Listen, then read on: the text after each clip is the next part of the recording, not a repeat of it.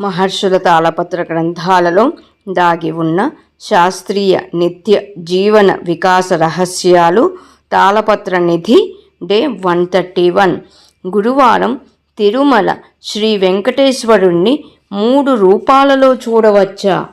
గురువారం నాడు శ్రీ వెంకటేశ్వర స్వామి భక్తులకు 3 రూపాలతో దర్శనము ఇస్తాడు. గురువారం ఉదయం 2వ అర్చన అయిన తర్వాత శ్రీ వెంకటేశ్వరుడు ఆభరణాలు అలంకరణలు లేకుండా దర్శనమిస్తాడు.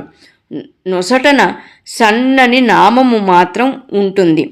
ఆ సమయంలో స్వామివారి నేత్రాలని దర్శించి తరించవచ్చు.